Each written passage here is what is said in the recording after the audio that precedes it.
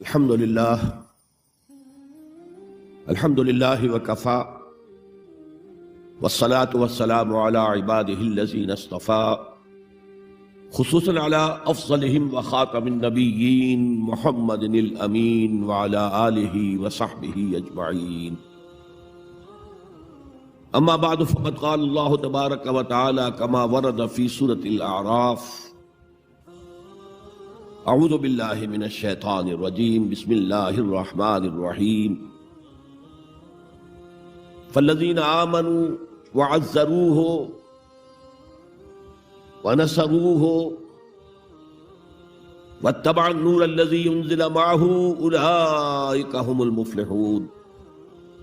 وقال عز وجل كما ورد في سورة آل عمران: قل ان کنتم تحبون اللہ فاتبعونی یحببکم اللہ ویغفر لکم ذنوبکم واللہ غفور رحیم. قل اطیعوا اللہ ورسول فإن تولوا فإن اللہ لا يحب الكافرین. وقال عز وجل كما ورد في سورة التوبہ: قل ان كان آباؤكم وأبناؤكم وإخوانكم وأزواجكم وعشيرتكم وَأَمْوَالٌ اقْتَرَفْتُمُوهَا وَتِجَارَةٌ تَخْشَوْنَ كَسَادَهَا وَمَسَاكِنُ تَرْضَوْنَهَا أَحَبَّ إِلَيْكُم مِّنَ اللَّهِ وَرَسُولِهِ وَجِهَادٍ فِي سَبِيلِهِ فَتَرَبَّصُوا حَتَّى يَأْتِيَ اللَّهُ بِأَمْرِهِ وَاللَّهُ لَا يَهْدِي الْقَوْمَ الْفَاسِقِينَ. صدق اللہ العظیم. وقال النبي صلی اللہ علیہ وسلم: لا يؤمن أحدكم حتى يكون هواه طبعا لما جئت به. وقال صلى الله عليه وسلم: لا يؤمن أحدكم حتى أكون أحب إليه من والده وولده والناس أجمعين. أو كما قال صلى الله عليه وسلم. رب اشرح لي صدري ويسر لي أمري واحلل عقدة من لساني يفقهوا قولي. اللهم ربنا الہمنا رشدنا واعذنا من شرور انفسنا. اللهم ارنا الحق حقا وارزقنا اتباعه وارنا الباطل باطلا وارزقنا اجتنابه. اللهم ربنا نور قلوبنا بالایمان واشرح صدورنا للاسلام ووفقنا لما تحب وترضى. اللهم ارزقنا حبك وحب حبيبك وحب من يحبك. آمین یا رب العالمین. معزز حاضرین اور محترم خواتین، السلام علیکم ورحمۃ اللہ وبرکاتہ. میری آج کی گفتگو کا موضوع ہے حب رسول کے تقاضے. ظاہر بات ہے کہ کوئی مسلمان ایسا نہیں ہوگا کہ جو مدعی نہ ہو کہ اسے حضور سے انتہائی محبت ہے، بلکہ جو عوام ہیں مسلمان، وہ چاہے بے عمل ہوں لیکن ان میں جو حمیت اور غیرت رسول کے لیے ہے صلی اللہ علیہ وسلم، کہ ان کی حرمت پر کٹ مرنے کے لیے تیار رہتے، تو اس سے میں سمجھتا ہوں کہ کوئی شخص بھی محروم نہیں ہے. لیکن اس حب رسول کے تقاضے کیا ہیں، ان کو سمجھنے کی ضرورت ہے. کہیں ایسا نہ ہو کہ ہم تو اپنے تئیں یہ سمجھتے رہے کہ ہم بہت عاشق رسول ہیں، محب رسول ہیں، لیکن آخرت میں جا کر قیامت کے دن ہم پر راز کھلے کہ نہیں، اللہ کو تو یہ شے قبول نہیں ہے، تمہارا دعویٰ رد. اس ضمن میں سب سے پہلے آپ کے سامنے ایک فارمولہ رکھنا چاہتا ہوں. دیکھیے، اسلام کا تقاضا کیا ہے؟ اللہ کی اطاعت کرو اور اللہ کے رسول کی اطاعت کرو. یہ بنیاد ہے. حاکم مطلق اللہ ہے، شارع حقیقی اللہ ہے، اور اس کے نمائندے کی حیثیت اس کے رسول کو حاصل ہے صلی اللہ علیہ وسلم. اطیعوا اللہ و اطیعوا الرسول. اس سے جو انحراف کرے گا، میں نے ابھی آپ کے سامنے سورہ آل عمران کی 2 آیتیں پڑھی ہیں. قل ان کنتم تحبون اللہ فاتبعونی یحببکم اللہ. اے نبی، ان سے کہہ دیجئے اگر تم اللہ سے محبت کرتے ہو تو میرا اتباع کرو، میری پیروی کرو، اللہ تم سے محبت کرے گا. وَيَغْفِرْ لَكُمْ ذُنُوبَكُمْ، اور تمہاری خطائیں بھی بخش دے گا. واللہ غفور رحیم، اور اللہ تو غفور بھی ہے رحیم بھی ہے۔ قل اطیعوا اللہ ورسول، کہہ دو اطاعت کرو اللہ کی اور اللہ کے رسول کی۔ فإن تولوا، پھر اگر وہ اس سے روگردانی کریں، فإن اللہ لا يحب الکافرین، تو اللہ کو ایسے کافر پسند نہیں۔ یعنی اطاعت رسول سے انکار، اللہ کی اطاعت سے انکار، گویا کہ انسان دائرہ اسلام سے خارج ہو گیا۔ کبھی کوئی خطا ہو جائے، غلطی ہو جائے، گناہ کا صدور ہو جائے، اور انسان فوراً توبہ کر لے، فوراً رجوع کرے، پشیمانی اسے ہو جائے، عزم مصمم کر لے دوبارہ میں نہیں کروں گا، تو اللہ بخش دے گا۔ انما التوبۃ علی اللہ للذین یعملون السوء بجہالۃ ثم یتوبون من قریب، سورہ نساء میں فرمایا اللہ کے ذمے ہے ان لوگوں کی توبہ قبول کرنا۔ انما التوبۃ علی اللہ، اللہ کے ذمے ہے۔ جو کہیں غلطی سے، جہالت میں، نادانی میں، جذبات سے مغلوب ہو کر کوئی غلط کام کر بیٹھتے ہیں، لیکن فوراً توبہ کرتے ہیں، اللہ کی جناب میں رجوع کرتے ہیں، فوری توبہ اگر ہو جائے تو فوراً اللہ تعالیٰ کی مغفرت جو ہے ڈھانپ لیتے۔ لیکن اگر مستقل طور پر کسی ایک معصیت پر بھی ڈیرا ڈال دیا جائے، مثلا آج کی دنیا میں جو بہت بہت کامن شے ہے، سود جسے اللہ نے حرام قرار دیا، اس پر اللہ کی طرف سے اعلان جنگ ہے، فَأَذَنُوا بِحَرْبٍ مِّنَ اللَّهِ وَرَسُولِهِ، تو سن لو، الٹیمیٹم ہے اللہ اور اس کے رسول کی طرف سے۔ اسے اپنے کاروبار کا مستقل جز بنا لیا تو ایک غلطی، ایک گناہ بھی انسان کو ہمیشہ کے لیے جہنم میں ڈال سکتا ہے۔ بَلَا مَنْ كَسَبَ سَيِّئَةً وَأَحَاطَتْ بِهِ خَطِيئَتُهُ فَأُولَٰئِكَ أَصْحَابُ النَّارِ هُمْ فِيهَا خَالِدُونَ۔ کیوں نہیں؟ کسی نے جان بوجھ کر ایک بڑا گناہ کمایا، چھوٹے چھوٹے گناہ جو ہے، گناہ صغیرہ، وہ تو خود بخود بھی دھلتے رہتے ہیں، اللہ کی رحمت سے صاف ہوتے رہتے ہیں۔ لیکن کسی نے کبیرہ گناہ کمایا، جان بوجھ کر کیا، اور پھر اس پر ڈیرے ڈال دیے، اور وہ گناہ اس کے گھر گھیرا کر بیٹھا، احاطت بہ خطیئتہ فاولئک اصحاب النار ہم فیہا خالدون، تو وہ ہے جہنمی اور اس میں ہمیشہ رہنے والا۔ تو اطاعت اللہ کی، اطاعت رسول کی، یہ تو اسلام کا بنیادی مطالبہ ہے۔ اگر یہ بھی نہیں ہے تو پھر کچھ نہیں، اگر یہ نہیں تو بابا پھر سب کہانیاں۔ اب ذرا اس سے قدم اوپر اٹھیے، اطاعت کے ساتھ محبت۔ جب اللہ کی اطاعت کے ساتھ اللہ کی محبت جمع ہو جائے گی تو اس کا نام ہے عبادت۔ امام ابن تیمیہ رحمۃ اللہ علیہ کے جو شاگرد رشید ہیں، حافظ ابن قیم رحمۃ اللہ علیہ، انہوں نے عبادت کی ڈیفینیشن کی ہے۔ عبادت کیا ہے؟ العبادت تجمع اصلین، دو بنیادی چیزوں کو جمع کرنے سے عبادت وجود میں آتی ہے، غایت الحب وغایت الذل والخضوع، حد درجے کی اللہ کی محبت اور حد درجے میں اللہ کے سامنے گویا کہ پست ہو جانا، جھک جانا، بچھ جانا، انتہائی اطاعت، انتہائی محبت۔ انتہائی میں کیوں کہہ رہا ہوں؟ سورہ بقرہ کے 20ویں رکوع کی پہلی آیت ہے، والذین آمنوا اشد حبا للہ، اور جو لوگ صاحب ایمان ہوتے ہیں وہ شدید ترین ہوتے ہیں اللہ کی محبت میں۔ بعد میں یہ تو مثبت انداز ہے، منفی انداز میں جو آیت آئی ہے وہ بہت سخت وعید والی ہے، وہ میں بعد میں آپ کو سناؤں گا، تلاوت میں نے کی ہے۔ فارمولہ یہ ہے، اللہ کی اطاعت جمع شدید محبت برابر ہے عبادت کے، اور یہ عبادت جو ہے ہمارا مقصد تخلیق قرار دیا گیا۔ سورہ زاریات کی یہ آیت آپ میں حضرات کے علم میں ہوگی، وَمَا خَلَقْتُ الْجِنَّ وَالْإِنسَ إِلَّا لِيَعْبُدُونَ، میں نے جنوں اور انسانوں کو نہیں پیدا کیا مگر صرف اپنی عبادت کے لیے۔ یہ ہمارا مقصد تخلیق ہے۔ اس میں سے اطاعت والے حصے کی صحیح ترجمانی کی شیخ سعدی رحمۃ اللہ علیہ نے، زندگی آمد برائے بندگی، زندگی تو آئی ہے اطاعت کے لیے، بندگی کے لیے، غلامی کے لیے، عبدیت کے لیے۔ زندگی آمد برائے بندگی، زندگی بے بندگی شرمندگی۔ اگر اللہ کی بندگی ہی نہیں ہے تو سراسر شرمندگی ہے یہ، اور کچھ بھی نہیں۔ تو اللہ تعالیٰ کی عبادت جس کے لیے ہمیں پیدا کیا گیا، اسی کی دعوت تمام رسولوں نے دی. یا قوم اعبدوا اللہ ما لکم من الہ غیرہ، اے میری قوم کے لوگوں اللہ کی عبادت کرو، تمہارا کوئی معبود اس کے سوا نہیں ہے. حضرت نوح کی دعوت بھی یہی تھی، حضرت ہود کی بھی یہی تھی، حضرت صالح کی بھی یہی تھی، حضرت شعیب کی بھی یہی تھی.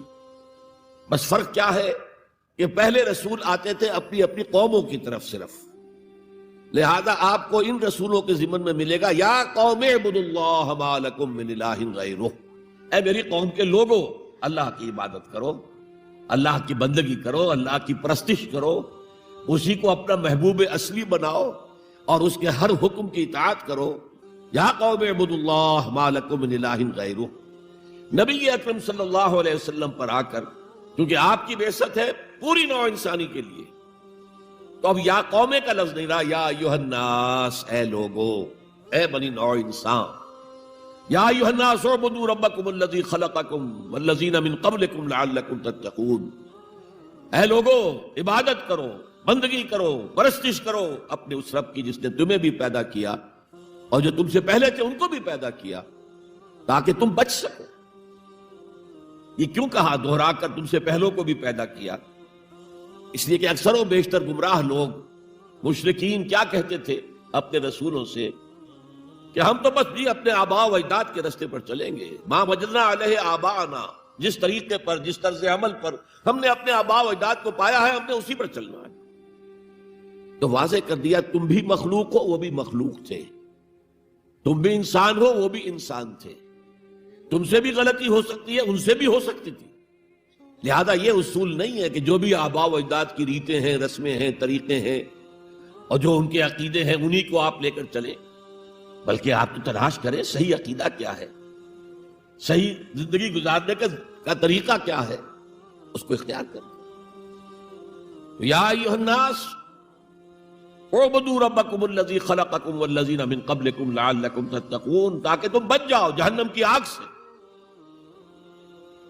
یہ جو میں نے بتایا کہ اطاعت کلی، ہمہ تن، ہمہ وقت، ہمہ وجوہ، جزوی اطاعت نہیں، بس یہ ذرا نوٹ آف کاشن ہے. اگر ہم اللہ کا ایک حکم مانیں گے ایک نہیں مانیں گے، یہ جزوی اطاعت ہے، یہ اللہ کو قبول نہیں ہے. اللہ کی طرف سے تو یوں سمجھیے کہ پیکج ڈیل ہے، ٹیک اٹ اور لیو اٹ، لینا ہے تو پورا لو ورنہ دفع ہو جاؤ. اللہ کو تمہاری ضرورت نہیں ہے، تمہیں اللہ کی ضرورت ہے. یا ایھا الذین آمنوا ادخلوا فی السلم کافہ، اے ایمان والو اسلام میں داخل ہونا تو پورے کے پورے ہو، ادھورے نہیں. اور سورہ بقرہ کی آیت نمبر 85 کے اندر تو جو وعید آئی ہے، افتؤمنون ببعض الکتاب وتکفرون ببعض، کیا تم ہماری کتاب، ہماری شریعت کے کچھ حصے کو مانتے ہو اور کچھ کو رد کرتے ہو؟ فما جزاء من یفعل ذلک منکم، تو جو کوئی بھی تم میں سے یہ روش اختیار کریں گے ان کی کوئی سزا اس کے سوا نہیں ہے. کان کھول کر سنیے، ان کی کوئی سزا اس کے سوا نہیں ہے کہ دنیا میں ذلیل و خوار کر دیے جائیں اور قیامت کے دن یردون الی اشد العذاب، شدید ترین عذاب میں جھونک دیے جائیں. وما اللہ بغافل عما تعملون، اللہ غافل نہیں ہے، بے خبر نہیں ہے، لا علم نہیں ہے اس سے کہ جو تم کر رہے ہو. تم اپنی داڑھیوں کے طول سے اللہ کو دھوکہ نہیں دے سکتے، تم اپنے پائجاموں کو ٹخنوں سے اوپر رکھے اللہ کو دھوکہ نہیں دے سکتے کہ تم بہت متبع رسول ہو. تم اپنے عمروں اور حجوں سے اللہ کو دھوکہ نہیں دے سکتے، اللہ کو معلوم ہے کہ حرام کی کمائی سے حج کیا ہے، تم حرام کی کمائی سے عمرہ کیا ہے. تو یہ جو جزوی اطاعت ہے کوئی اطاعت نہیں، اللہ کو قبول نہیں. آدمی سوچتا ہے کہ چلیے میں نے یہ کام اچھے کیے، یہ برے کیے، مجھے اچھے کاموں کا کچھ کریڈٹ بھی تو ملنا چاہیے نا، لیکن نہیں، اللہ کہتا ہے جزوی اطاعت منہ پر دے ماری جائے. اور جو دنیا کی سزا ہے وہ تو ہم اپنی آنکھوں سے دیکھ رہے ہیں. 130، 140 یا 150 کروڑ مسلمان دنیا میں، ذرا اندازہ کیجیے. لیکن ہماری رائے کی کوئی اہمیت ہے؟ بین الاقوامی معاملات میں کوئی ہم سے مشورہ لیتا ہے کیا؟ آپ کا کیا خیال ہے؟ کس نمی پرست کے بھیا کیستی، ایسے بھی ملک تھے کہنا چاہیے، اب تو ان کا حال پتلا ہے، دولت کے انبار تھے ان کے پاس، لیکن ان کا مذاق اڑتا تھا مغربی ممالک.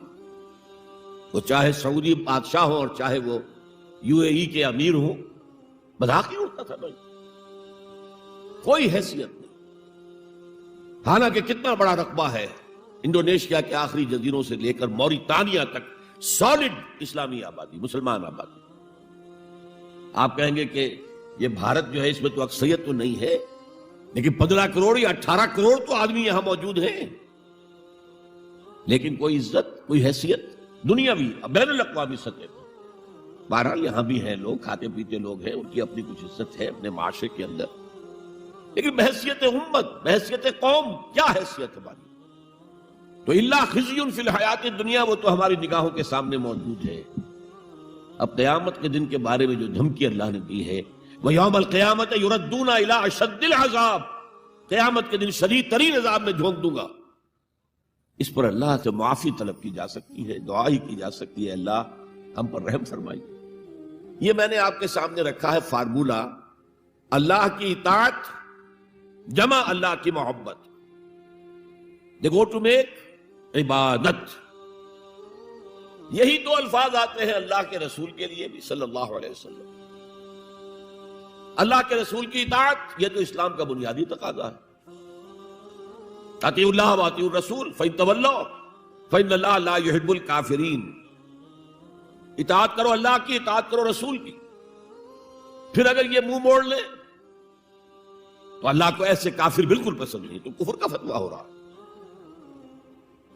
لیکن اللہ کے رسول کی اطاعت کے ساتھ محبت کو جمع کیجئے۔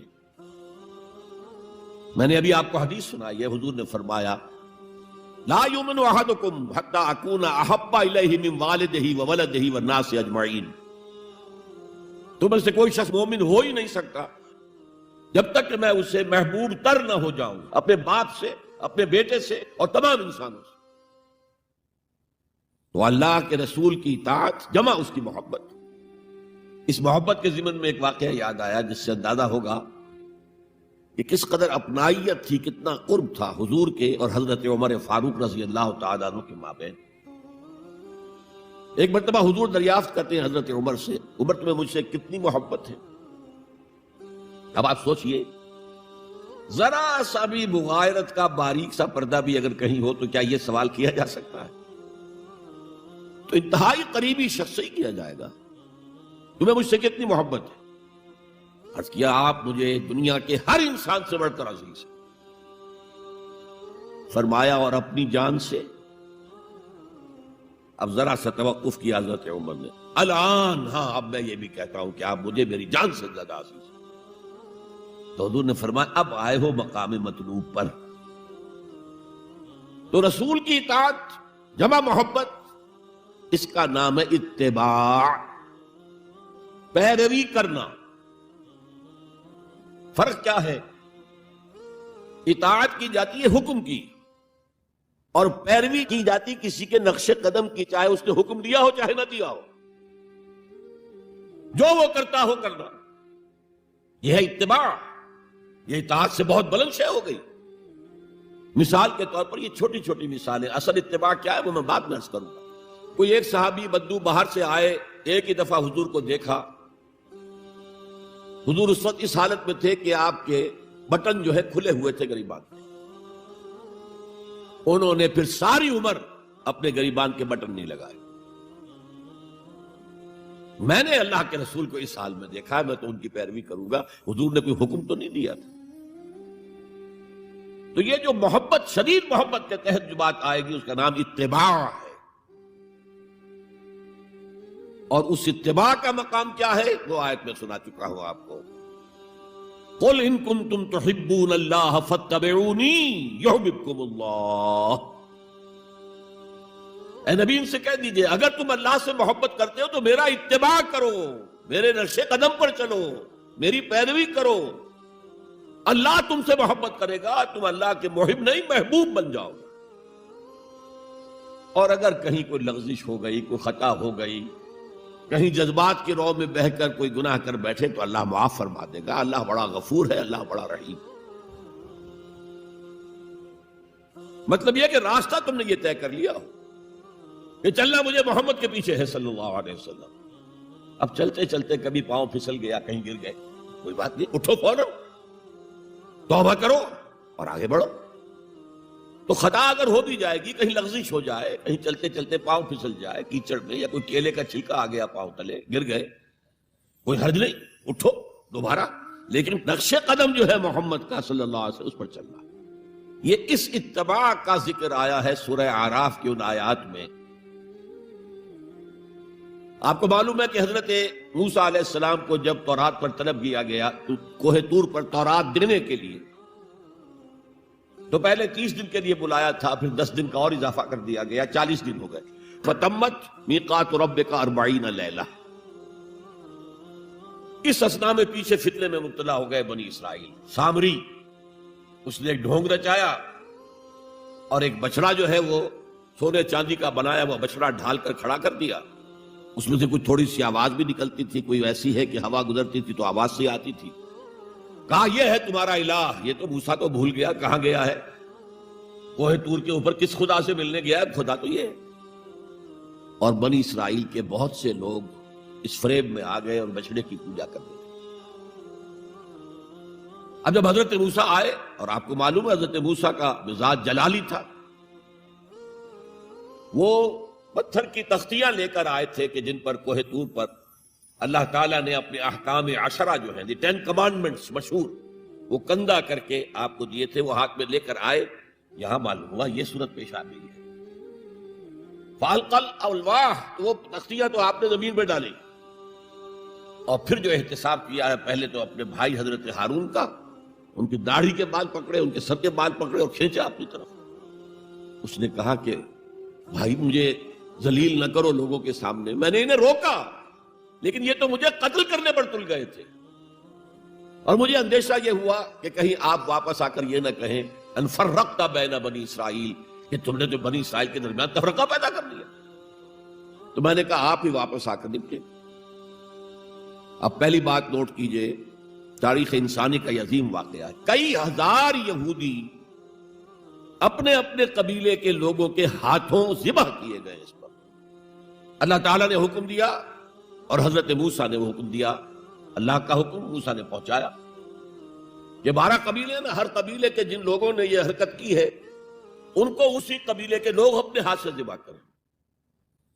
اب یہ بہت بڑی توبہ تھی، بہت بڑی توبہ تھی، بہت بڑی توبہ تھی، اپنے قبیلے کے لوگوں کو قتل کر دینا۔ پھر وہ 70 نمائندے لے کر تمام جو بڑے لوگ تھے کوہ طور پر حاضر ہوئے، اجتماعی طور پر اللہ سے عفو درگزر کی درخواست بھی کرنے کی۔ وہاں اللہ نے زبردست زلزلہ بھیج دیا، محسوس ہوا اب سب ہلاک ہو جائیں گے۔ حضرت موسیٰ نے کہا پروردگار تو چاہتا تو مجھے اور اس قوم کو پہلے ہی ہلاک کر دیتا، تو ہمیں نکال کر لایا ہے آل فرعون کے پنجوں سے، تو نے ہمیں نجات دی ہے، تو پروردگار ہمارے لیے اپنی رحمت طے کر دے، لکھ دے، فاکتب لنا، ہمارے لیے طے کر دے، لکھ دے اپنی رحمت۔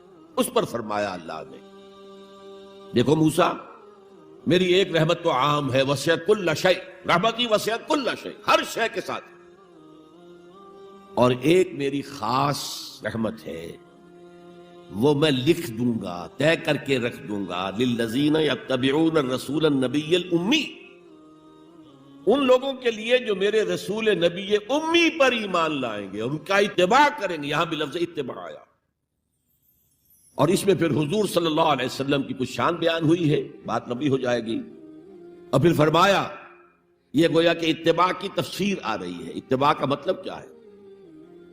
فالذین آمنوا بہ وعزروہ ونصروہ واتبعوا النور الذی انزل معہ اولئک ھم المفلحون۔ تو جو لوگ ان پر ایمان لائیں گے اور جو ان کی تعظیم کریں گے اور جو ان کی نصرت کریں گے، مدد کریں گے، اور جو اس نور کی پیروی کریں گے جو ان کے ساتھ نازل کیا جائے گا، تو وہی ہوں گے مفلحون، وہ ہوں گے کامیاب ہونے والے، فلاح یافتہ لوگ وہ ہوں گے جو یہ 4 رشتے ہمارے اس رسول نبی امی کے ساتھ پختگی کے ساتھ قائم کر لیں۔ یہ 4 رشتے کیا ہیں؟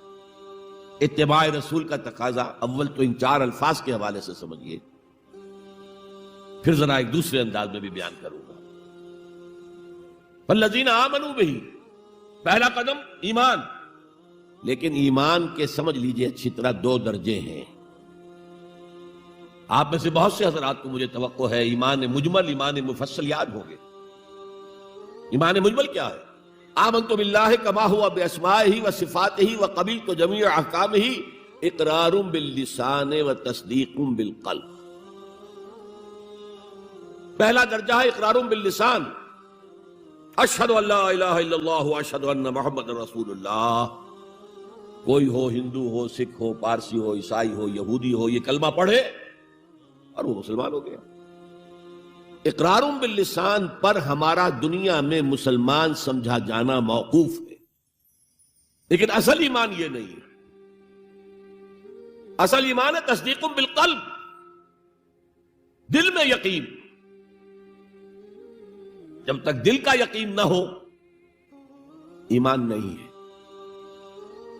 منافقین جو تھے مدینے کے، نمازیں بھی پڑھتے تھے، حضور کی اقتداء میں پڑھتے تھے، اور جو رئیس المنافقین تھا عبداللہ ابن ابی ابن سلول، وہ تو پہلے صف میں ہوتا تھا، اور جب حضور خطبہ دیتے تھے جمعے کا تو پہلے خود کھڑا ہوتا تھا اپنی اہمیت ظاہر کرنے کے لیے. دیکھو لوگو، یہ اللہ کے رسول ہیں، ان کی بات پوری توجہ سے سنو. یہ صرف اپنی چودراہٹ کے اظہار کے لیے کہ میں بڑی شے ہوں، اس لیے کہ وہ خزرج کا بڑا سردار تھا. اوس اور خزرج کے 2 عرب قبیلے تھے مدینے میں، جن میں سے کہ خزرج کا قبیلہ بڑا تھا، اوس کا چھوٹا.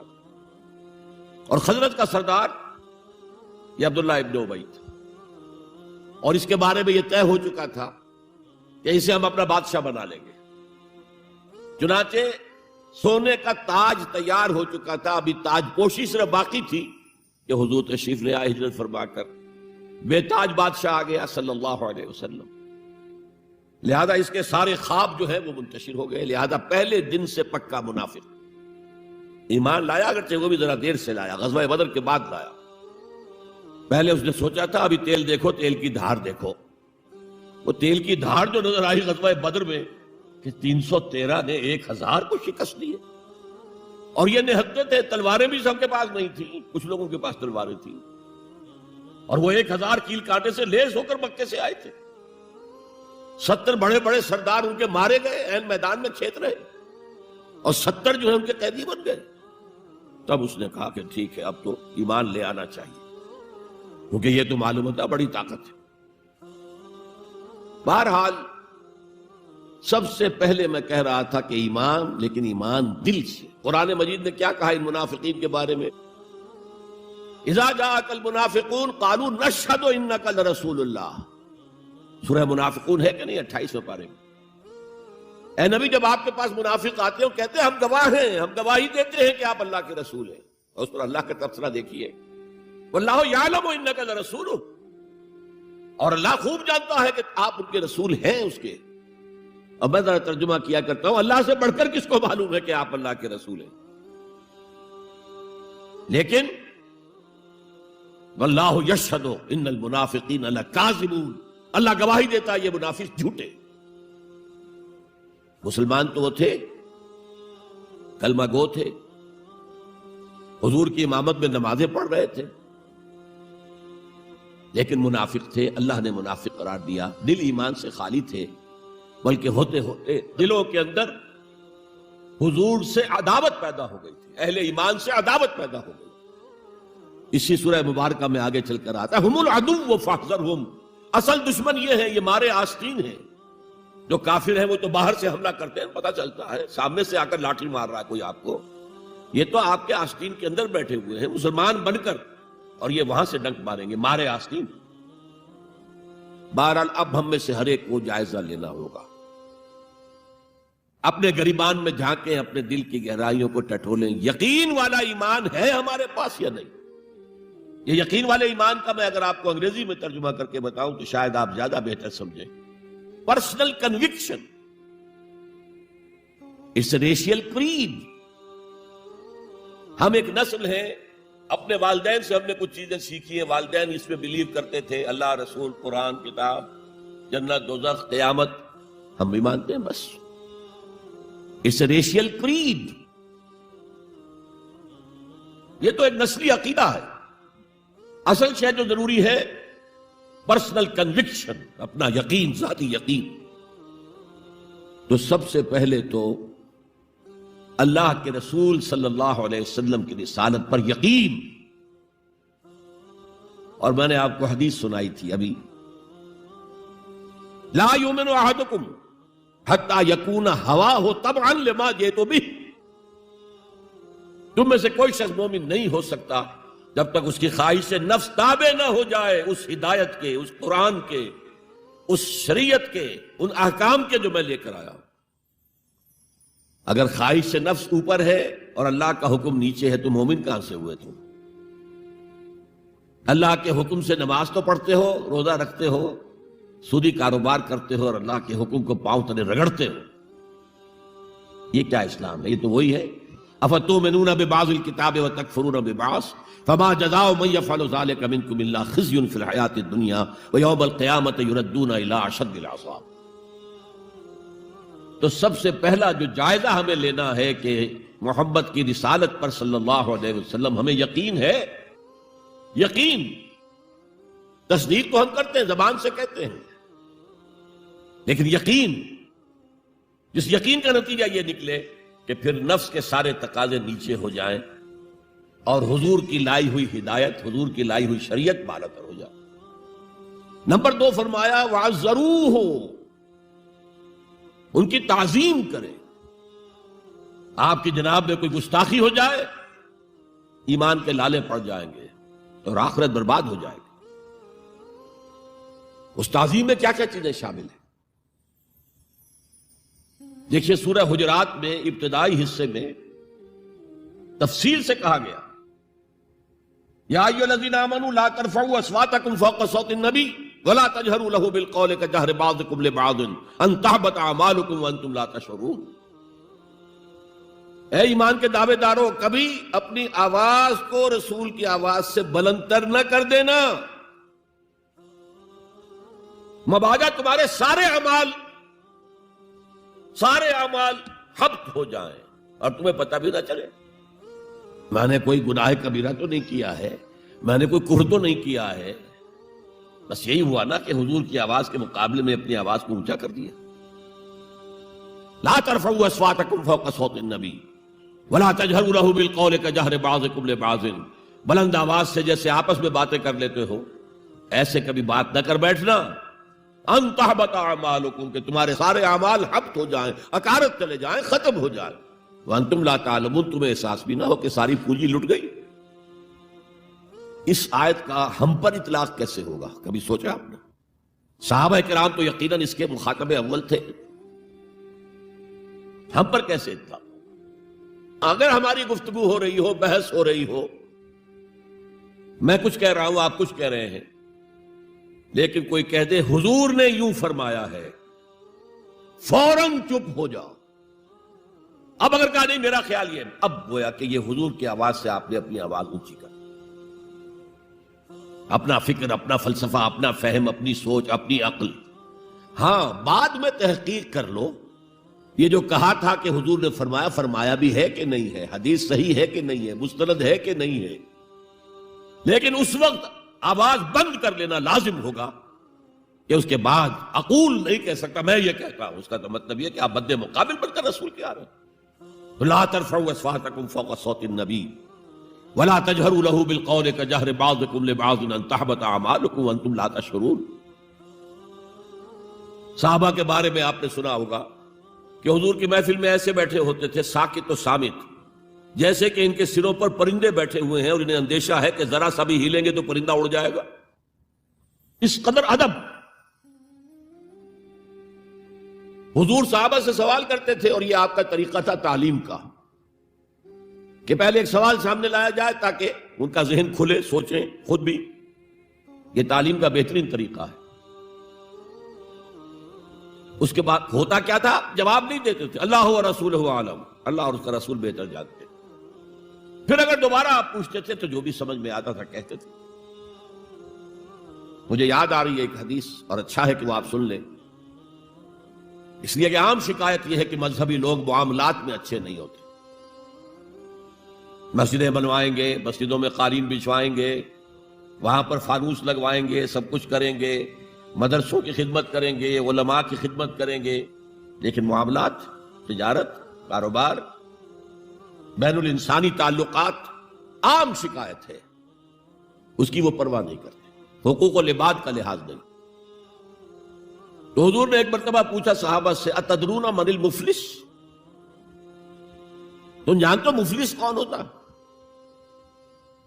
صحابہ نے جواب دیا المفلس عندنا من لا درہم لہ ولا دینارا، حضور ہم اس شخص کو مفلس سمجھتے ہیں جس کے پاس درہم و دینار نہیں ہے۔ ہم کہیں گے روپیہ پیسہ نہیں ہے، فرمایا نہیں، میری امت کا مفلس وہ ہوگا جو بہت سی نمازیں لے کر آئے گا، بہت سے روزے لے کر آئے گا، بہت سے حج لے کر آئے گا، بہت سے عمرے لے کر آئے گا، لیکن اس کے ساتھ ہی قد شتم ھذا، فلاں شخص کو گالی دی تھی، واکل مال ھذا، فلاں شخص کا مال کھا لیا تھا، فلاں شخص پر تہمت لگائی تھی۔ اب وہ سارے دعوے دار آ جائیں گے اللہ اس نے میرے ساتھ یہ کیا، ٹھیک ہے بھائی اس کی نمازیں تم لے جاؤ، اور تو کچھ ہے نہیں، کوئی کرنسی تو ہے نہیں وہاں، نہ ڈالر ہے نہ یورو ہے، کچھ بھی نہیں، اعمال کی کرنسی ہے، نیکی تم لے جاؤ۔ کوئی اور دعوے دار آیا، روزہ وہ لے گیا، اس کے پاس کچھ نہیں رہا، دعوے دار اب بھی باقی ہیں، اب ان کے گناہ جو ہے اس کے حساب میں پڑنے شروع ہو جائیں گے، یہاں تک کہ دوسروں کے گناہوں کے بوجھ تلے دب کر وہ جہنم میں جھونک دیا، یہ مفلس۔ تو یہ انداز تھا حضور کا سمجھانے کا، پڑھانے کا، فطری طریقے تعلیم۔